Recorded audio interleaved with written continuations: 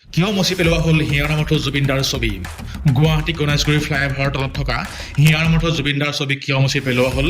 এই ক্ষেত্ৰত দল সংগঠনে কি কয় আৰু শাসক পক্ষই কি কয় শুনোৱা হওক।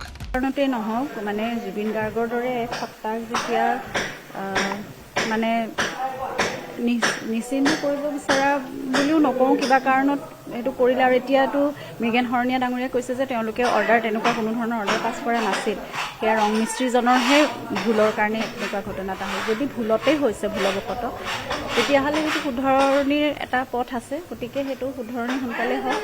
আৰু আমাৰ জাতীয় জীৱনৰ এজন চিনাকি এক সত্তাক, আমাৰ সাংস্কৃতিক জীৱনৰ মোৰ অকল স্বামী বুলি মই জুবিনৰ কথা নকওঁ, গোটেই অসমীয়াৰ এক পৰিচয় আৰু এক গৌৰৱ মানে কৰিব পৰা এক সত্তা।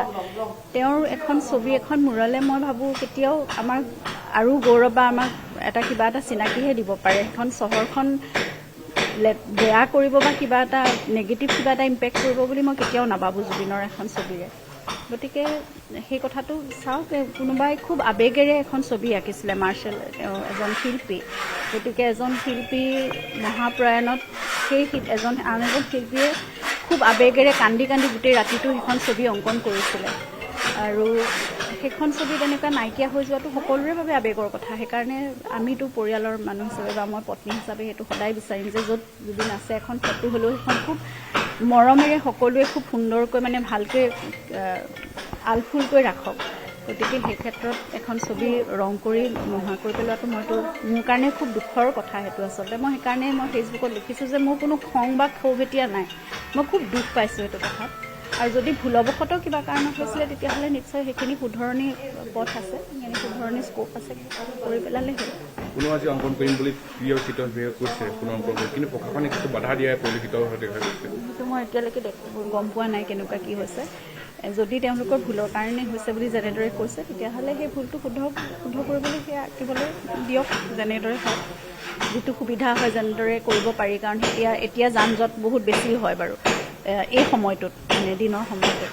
গতিকে এতিয়া যদি অসুবিধা হয় ৰাতিৰ সময়টোতো কৰিব পাৰে, সেইটো মানে তাত উপায় বহুত আছে আচলতে, ইচ্ছা থাকিলে। সেইটোৱে কথা।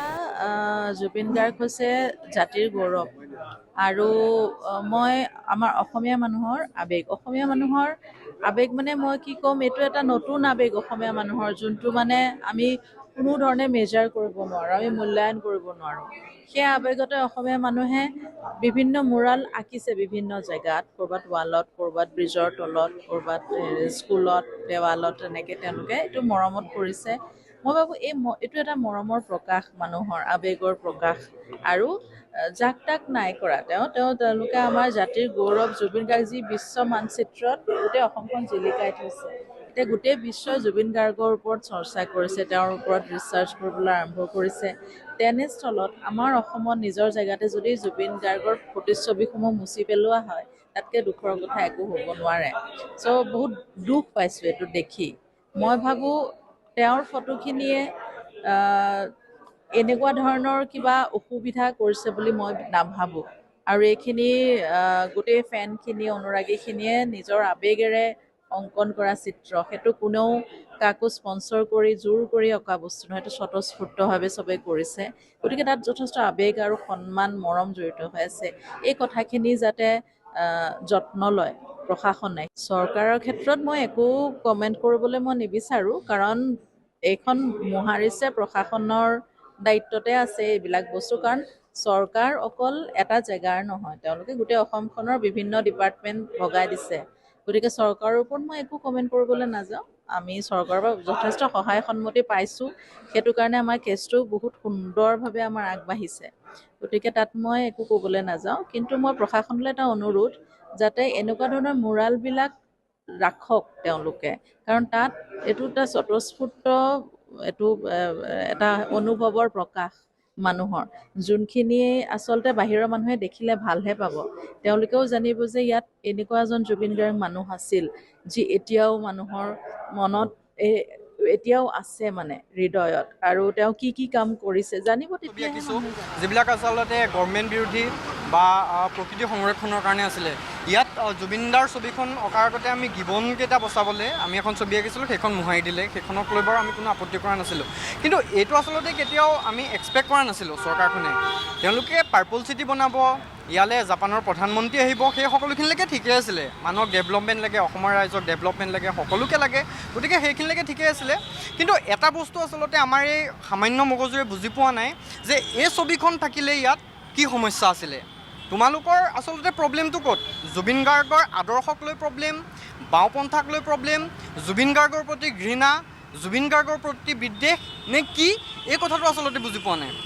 এডমিনিষ্ট্ৰেশ্যনত ছিষ্টেমটোত আচলতে কিমান কিছুমান চেঞ্জ নোহোৱা মানুহ থাকিলে আচলতে এনেকুৱা কাম কৰিব পাৰে। যিদিনা জুবিন গাৰ্গৰ মৃত্যু হৈছিলে, জুবিন গাৰ্গৰ মৃত্যু হোৱাৰ খবৰটো পোৱাৰ পিছতে আচলতে জুবিন গাৰ্গৰ স্মৃতি হিচাপে দাদাৰ লগত বহুত কাম কৰিছোঁ, দাদাৰ লগত বহুত সময় পাৰ কৰিছোঁ, এই সকলোবোৰ আচলতে সামৰি দাদাৰ কাৰণে ছবিখন আঁকিছিলোঁ। এনেকুৱা এটা মেণ্টেল ষ্টেজত আঁকিছিলোঁ যিদিনা আমি সকলোৱে কান্দি কান্দিয়ে ছবিখন আঁকিছিলোঁ, চকু পানী মুচি এই ছবিখন আঁকিছিলোঁ, গোটেই ৰাতি টোপনি ক্ষতি কৰি এই ছবিখন আঁকিছিলোঁ। আৰু সেই ছবিখন তেওঁলোকৰ মোহাৰি দিওঁতে 1 মিনিটো নালাগিলে, 1 মিনিটত তেওঁলোকে ছবিখন মোহাৰি শেষ কৰি দিলে। এই ওপৰখিনি যে থাকি গ'ল, তেওঁলোকে মোহাৰিব নোৱাৰিলে কাৰণে থাকি গ'ল, কাইলৈ মোহাৰি পেলাব, ঠিক আছে। তাৰপিছত ইয়াৰ পৰা জুবিন গাৰ্গ নোহোৱা হৈ যাব। জুবিন গাৰ্গক মানুহৰ মনৰ পৰা, অসমৰ মানুহৰ, আমাৰ মনৰ পৰা, অসমৰ মানুহৰ মনৰ পৰা কেতিয়াও নোহোৱা কৰিব নোৱাৰে, সেইটো সত্য কথা। কিন্তু এই যে ইয়াত জুবিন গাৰ্গৰ ছবিখন থাকিলে তোমালোকৰ কি সমস্যা আছিল? পাব্লিক প্ৰপাৰ্টি, ঠিক আছে, মানি ল'লোঁ পাব্লিক প্ৰপাৰ্টিত কি জুবিন গাৰ্গৰ ছবি এখন থকাৰ অধিকাৰ নাই নেকি? এই পাব্লিক প্ৰপাৰ্টিটো কেৱল হিমন্ত বিশ্ব শৰ্মাৰ কাৰণে নেকি? এই পাব্লিক প্ৰপাৰ্টিটো অকল কেৱল বিজেপি গভৰ্ণমেণ্টৰ কাৰণে নেকি? যদি নহয় তেতিয়াহ'লে এই ছবিখন কি মোহাৰি পেলাবলগীয়া হ'ল? আচলতে এই কামটো যোনে কৰিলে, যাৰ নিৰ্দেশত এই কামটো কৰা হ'ল, সেয়া জিলা প্ৰশাসনৰ মানুহেই হওক বা কোনোবা আচলতে দলীয় নেতা বৰমূৰীয়াই হওক, সকলোৱে আচলতে এই প্ৰশ্নটোৰ উত্তৰ দিব লাগে যে এই ছবিখনে আচলতে কি সমস্যাৰ সৃষ্টি কৰিছিলে। ইয়াত থকা কমৰেড শব্দটোৱে কেৱল চৰকাৰৰ কাৰণে আচলতে মূৰৰ কামোৰ নেকি? ইয়াত থকা কমৰেড নেভাৰ ডাইজ বুলি যে লিখা আছিলে, এই লাইনটোৱে আচলতে চৰকাৰৰ কাৰণে মূৰৰ কামোৰণি নেকি? আৰু যদি নহয় তেতিয়াহ'লে ছবিখন কিয় মোহাৰি পেলাবলগীয়া হ'ল? এতিয়া এটাই কথা, যিসকলে এই কামটো কৰিলে, যিসকলৰ প্ৰত্যক্ষ নিৰ্দেশত আচলতে এই কামটো কৰা হ'ল, তেওঁলোকে উত্তৰ দিব লাগে যে এই কামটো কিয় কৰা হ'ল। তেওঁলোকে উত্তৰ দিব লাগে যে তেওঁলোকে পাৰিবনে এই ছবিখন আকৌ আহি আঁকিব? তেওঁলোকে পাৰিবনে এই ছবিখন আঁকি এদিনৰ ভিতৰত এনেদৰে ইয়াত এখন ছবি এনেদৰে আকৌ আঁকি থৈ যাব পাৰিবনে? নোৱাৰে। আৰু যদি নোৱাৰে তেতিয়াহ'লে তোমালোকে মোহাৰি পেলালা কিয়? যদি নোৱাৰে তেতিয়াহ'লে তোমালোকক মোহাৰি পেলোৱাৰ অধিকাৰ কোনে দিলে? আৰু এইটোৱে আমাৰ ছিষ্টেম, এইটোৱে আজিৰ দিনত আমাৰ মানে পলিটিকেল ছিষ্টেম। আমাৰ জুবিনদাৰ যি ফটো তাত অংকন কৰা হৈছিলে, আমি দেখিবলৈ পালোঁ যে সেই ফটো কোনোবা অতিথি আহিব বুলি মুচি পেলোৱা হ'ল। গতিকে এটাই আমি কথা ক'ব বিচাৰিছোঁ স্পষ্ট ভাষাৰে যে এই যি কাৰ্য কৰিলে জি এম চিয়ে যি কাৰ্য কৰিলে, এই কাৰ্যক আমি অসমীয়া যুৱ মঞ্চত তীব্ৰ ভাষাৰে গৰিহণা দিছোঁ, নিন্দা কৰিছোঁ। কাৰণ মৃগেন শৰণীয়া আছে মেয়ৰ, সেই তেখেতকে আমি প্ৰশ্ন কৰিব বিচাৰিছোঁ যে এই অৰ্ডাৰটো কোনে প্লেচ কৰিছিলে? আমাৰ হিয়াৰামতো ফটোখন মুচিবৰ কাৰণে এই অৰ্ডাৰটো কোনে দিছিলে? ইমান নিন্দনীয়, ইমান ঘৃণনীয় কাম আপোনালোকে কৰিব পাৰে? সেই 19 ছেপ্টেম্বৰ আমি পাহৰি যোৱাই নাই। মানুহে এতিয়াও সমগ্ৰ অসমৰ লগতে গোটেই ভাৰতবাসী কান্দি আছে। আৰু সেই সময়ত আপোনালোকে কি কৰিছে যে আমাৰ হিয়াৰামতো জুবিনদাৰ ফটোখন আকৌ মুচি পেলাইছে, আমাক পাহৰুৱাৰ চেষ্টা কৰিছে। কিন্তু এইটো অসম্ভৱ। আপোনালোকে ফটো মুচি হয়তো কাৰোবাক পঢ়াবৰ কাৰণে চেষ্টা কৰিব পাৰে, কিন্তু আমাৰ অন্তৰত তোমাক কোনে পঢ়াব? আমাৰ এই অন্তৰত যেনেকে ৰামে বুকু ফালি দিয়া হনুমান ওলাইছিলে, আমাৰ এতিয়া বুকু ফালি দিয়ক জুবিন গাৰ্গ ওলাব। ইয়াত জুবিন গাৰ্গ, আমাৰ হিয়াৰামতো আমাৰ heart of the Zubeen Garg ওলাব। গতিকে স্পষ্ট ভাষাৰে কৈ দিছোঁ, অসম চৰকাৰক আমি ক'ব বিচাৰিছোঁ, যদি আপোনালোকেও যদি এনেকুৱা এই ফটো আমি কাম কৰিছে, এই কাম কিন্তু এই কাৰ্য বন্ধ কৰক, অন্যথা কিন্তু একদম পৰিৱেশ ভাল নহ'ব, পৰিস্থিতি ভাল নহ'ব। কাৰণ জুবিন দাই এতিয়ালৈকে ন্যায় পোৱাই নাই। ফাৰ্ষ্টৰ কেন্দ্ৰত গৈছে, ডেট পে ডেট, তাৰিখ পে তাৰিখ, কিমান বছৰ তাৰিখ পে তাৰিখ দি থাকিব। আৰু তাৰ মাজত কি কৈছে যে কোনোবা অতিথি আহিব জাপানৰ পৰা। জাপান নালাগে, ক'ৰবাত যদি আমেৰিকা, লণ্ডন, য'ৰ পৰাই নহওক, কোনো মতলব নাই। হিয়াৰামতো আমাৰ জুবিন দাক অসমবিলাক, ভাৰতবিলাক গোটেই বিশ্বই চিনি পায়, গোটেই বিশ্বই জানে। হয়তো সেই ফটোখন নুমুচা হ'লেও হয়তো সেই জাপানৰ প্ৰধানমন্ত্ৰীয়ে দেখি আজি তেখেতক হয়তো প্ৰণাম জনাই থৈ গ'লহেঁতেন। কিন্তু আপোনালোকে কি কৰিলে যে আমাৰ হিয়াৰামতো জুবিন গাৰ্গৰ ফটোখন আপোনালোকে মুচি পেলাই কি কৰিছে যে বেলেগ কিবা তাত কৰিব বিচাৰিছে। গতিকে এই কাৰ্যক আমি ঘৃণা কৰিছোঁ। আৰু এটাই কথা আপোনালোকৰ যোগেদি ক'ব বিচাৰিছোঁ যে যিসকলে ফটোখন অংকন কৰিছিলে তাত ইতিমধ্যে আমি গম পাইছোঁ, তেখেতক এটাই আমি আহ্বান জনাইছোঁ, প্ৰাৰ্থনা জনাইছোঁ যে আপুনি পুনৰ সেই ফটোখন তাতে অংকন কৰক আৰু তাতে যি খৰচা হয় সম্পূৰ্ণ খৰচা আমি অসমীয়া যুৱ মঞ্চ বহন কৰিম, সম্পূৰ্ণ খৰচা আমি অসমীয়া যুৱ মঞ্চ বহন কৰিম। আৰু এটা কথা ক'ব বিচাৰিছোঁ যে পলিটিক্স নকৰিবা বন্ধু, পলিটিক্স নকৰা এখন চৰকাৰে কিয় এতিয়া ইলেকশ্যন জিকাৰ পিছত পলিটিক্স কৰিব বিচাৰিছে আমি বুজি পোৱা নাই। গতিকে এনে পলিটিক্স, এনে কামক কাৰ্যক আমি ঘৃণা কৰোঁ, আমি নিন্দা কৰোঁ। কাৰণ আমাৰ জুবিন দা সদায় আমাৰ কাৰণে ভগৱান আছিল, ভগৱান হৈ থাকিব। আমাৰ বুকুৰ অন্তৰ মাজত আমি ৰাখিছোঁ, তেখেত থাকিব। কিন্তু এটা কথা ক'ব বিচাৰিছোঁ, আমি এতিয়া আগবাঢ়িছোঁ অসমীয়া যুৱ মঞ্চ যে জুবিন দাক প্ৰতিমূৰ্তি স্থাপন কৰিব, কিন্তু আমি যি দেখিছোঁ এখন চৰকাৰে দেখোন জুবিন দাক পোহৰাবৰ কাৰণে এই প্ৰতিমূৰ্তিসমূহ দেখোন কোনোবা দিন ভাঙি পেলাব, কোনোবা দুষ্ট চক্ৰক দি পেলাই। গতিকে আমাৰ ভয় হৈছে যে আমাৰ আমি শংকাত পৰিছোঁ যে আমি মূৰ্তি ভাগি আমি কেনেকৈ বনাম। গতিকে আমি এটাই কথা আমি বুজি পোৱা নাই। অসম চৰকাৰক আমি ক'ব বিচাৰিছোঁ আপোনালোকে কিয় ভয় খাইছে জুবিন দাক লৈ। ইলেকশ্যনৰ আপোনালোকৰ ইলেকশ্যনৰ আগতো আপোনালোকৰ ভয়, কপি থাকে, জুবিনদাৰ নাম ল'লে কপি থাকে, জুবিনদাৰ ন্যায় বিচাৰি প্ৰতিবাদ কৰিবলৈ গ'লে গ্ৰেপ্তাৰ। ছেপ্টেম্বৰত হঠাৎ যেতিয়া জুবিন দা আমাৰ মাজৰ পৰা নোহোৱা হৈ গ'ল, তেতিয়া আচলতে আমি সকলো মানুহে এফালেদি ন্যায় বিচাৰৰ যুঁজ, অন্যফালেদি জুবিন দাক হেৰুৱাৰ বেদনাত সকলোৱে আমি যোনে যেনেকৈ য'তে পাৰোঁ, কোনোবাই যদি এটা নিজা খৰচত প্ৰতিমূৰ্তি ক'ৰবাত স্থাপন কৰিছিল, কোনোবাই এখন ছবি অংকন কৰিছিল, সকলোৱে আমি জুবিন দাৰ স্মৃতিত যোনে যেনেকৈ পাৰোঁ জুবিন দাক জীয়াই ৰাখিবৰ কাৰণে চেষ্টা কৰিছিলোঁ। ঠিক তেনেকৈ মাৰ্চেল বৰুৱা, আমাৰ এগৰাকী বন্ধু সতীৰ্থ মাৰ্চেল বৰুৱা, এগৰাকী উদীয়মান চিত্ৰশিল্পী, তেখেতে যিখন ছবি অংকন কৰিছিল গুৱাহাটীৰ মাজমজিয়াত 20 ছেপ্টেম্বৰ তাৰিখে, সেই ছবিখন অতি মনোমোহা আছিল।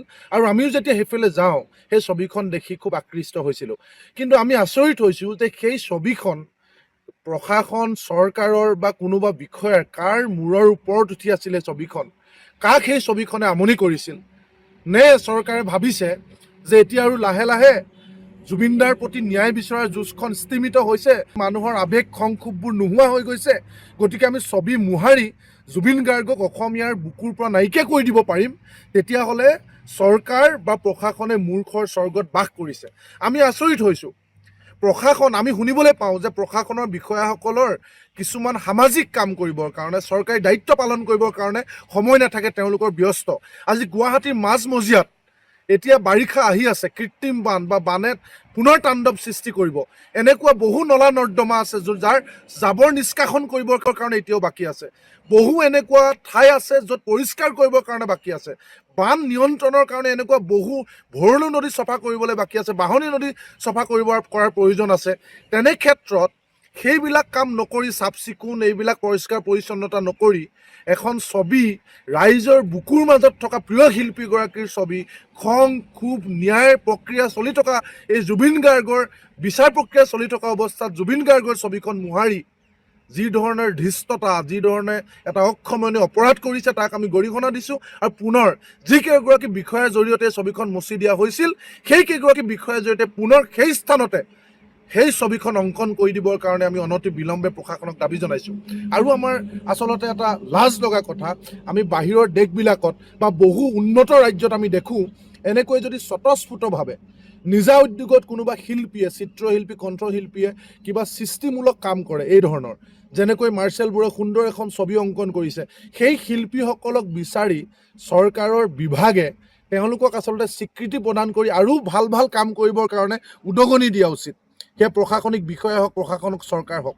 তাকে নকৰি এই ধৰণে আচলতে এগৰাকী শিল্পীক অপমান, তেওঁৰ সৃষ্টিৰাজিক নিষেধ কৰি দিয়া, ধ্বংস কৰি দিয়া, ডিমৰেলাইজ কৰি দিয়া কেৱল অসমতহে সম্ভৱ। তাক আমি নিকৃষ্ট এই কাণ্ডক কঠোৰ ভাষাৰে নিন্দা আৰু গৰিহণা। হিমন্ত বিশ্ব শৰ্মা ডাঙৰীয়া ফ্লাইঅভাৰ তলৰ পৰা জুবিনদাৰ চিত্ৰাংকন মুচি পেলাব পাৰিব, কিন্তু এই আমাৰ অন্তৰৰ পৰা, প্ৰতিগৰাকী অসমীয়াৰ অন্তৰৰ পৰা জুবিনদাৰ যিটো প্ৰতিচ্ছবি কেতিয়াও মোহাৰি পেলাব আপুনি নোৱাৰে। অসমৰ যিবিলাক আপুৰুগীয়া সম্পদ আছে তাত গড়ৰ প্ৰতিচ্ছবি আমি দেখিছোঁ, তাত অসমীয়া বিহুৰ আপোনাৰ নাচি থকা আমি প্ৰতিচ্ছবি দেখিবলৈ পাইছোঁ, তাত আপোনাৰ চৰাই, বিভিন্ন চৰাই আমি প্ৰতিচ্ছবি দেখিবলৈ পাইছোঁ, এশিঙীয়া গড়ৰ প্ৰতিচ্ছবি আমি দেখিবলৈ পাইছোঁ। তাত অসমৰ সম্পদ আমাৰ হিয়াৰ আমঠু জুবিনদাৰ প্ৰতিচ্ছবিটো কিয় থাকিব নোৱাৰে? আজি ফ্লাইঅভাৰবিলাকত জুবিনদাৰ প্ৰতিচ্ছবিটো কিয় থাকিব নোৱাৰে সেই প্ৰশ্নটো আমি বিজেপি চৰকাৰক উত্থাপন কৰিছোঁ।